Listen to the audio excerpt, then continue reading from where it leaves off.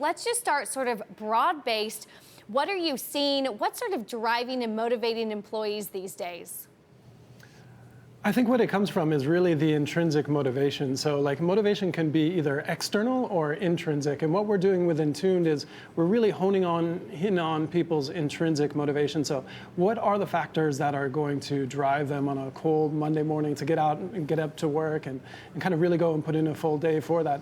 And those, what we're seeing across our data, we have customers kind of all over the world in big and small companies as well. And what we're seeing is it's pretty consistent. So even if you have different cultures with different communication and different kind of systems with the way they interact and how they go about their daily lives, what is motivating people across those individual markets is pretty consistent across. So typically what we see, the last time we pulled data at quite a large level, is we were seeing almost 50% of people are motivated by competition and financial needs and status. Are part of the 11 motivators that we pick up there. So those don't seem to surprise you, but I think it's the ones kind of at the lower end where we're seeing people aren't really motivated by autonomy. And you know, we see this in the news, we see articles, especially about the younger generations kind of coming up into the workforce, that they need a lot of autonomy and decision making, but our data show that's not really the case. Yeah, Casey, so talk to me about that. I mean, we hear about millennials who, you know, are more focused on a work-life balance and less motivated by money, so to speak. Are you consistently finding that it's about a work-life balance, and how does it differentiate between some of the older generations and then the new millennials that are coming up through the ranks?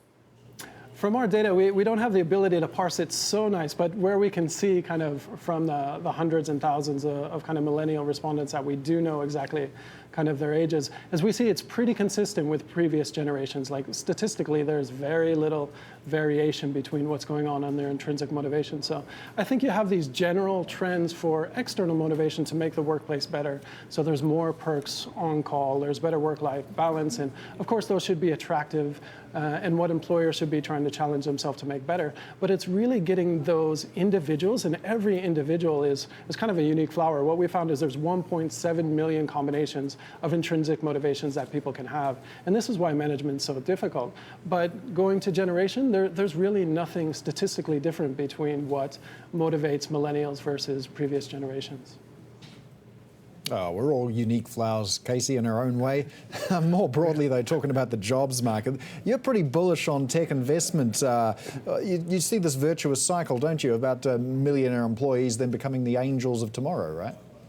Absolutely, and I think you kind of took the core message right there. Is we're seeing a lot of IPOs going on right here in the U.S. right now. We had Lyft and Uber, Airbnb should be coming. There was a big one today with kind of Better Meats and Beyond Meats, but all of the employees and the early investors there, they're going to be kind of new millionaires, and they're going to be putting their newfound cash into new startups. So we're going to see kind of the next generation, which will be unicorns probably in 4, 5, 6 years from now. They're going to be founded over the next couple of weeks, the next couple of months. And there's already VC funds in the States looking to invest in founders that have upskilled these companies that have just gone public and back those founders to kind of build the next unicorns. And actually in Japan, where we're based, we're seeing the same thing. So the bar to get to IPO in Japan is a little bit lower in terms of valuation, but the valuations right now are really big. And some of these founders are putting the money into the next generation. What we're seeing is people that have gone IPO, there's this knowledge base to be able to really scale companies that is growing in Tokyo. And that's going to create even more startups going IPO over the next few years. So I would say probably between the next 3 to 5 years, at least our segment of the market in tech is going to be very good for both creating new companies and creating job demand. In the broader job sense, though, I mean, tech giveth and tech taketh away, because one of the big themes we're always discussing about is how AI is going to take your job. True, at least in Japan, I think because of the aging population and what you have going on with the demographic issues, is AI and robotics are a godsend, because you're losing huge chunks of the population over the next decades. And the amount of people that are able and willing to work is shrinking. So AI needs to take that over, and robotics needs to take that over as well. And I think where we see at least AI in kind of Japan is they're taking over some of those repeatable tasks, some of that white collar work where people don't really enjoy it. You know, it's kind of mindless type of thing like that right now. So I don't think people should be as scared about AI taking away jobs as some of the kind of feeling is out there. Speaking specifically to Japan, though, you've started up there. Right? There are some unique challenges still facing tech startups in Japan. Can you describe them to us?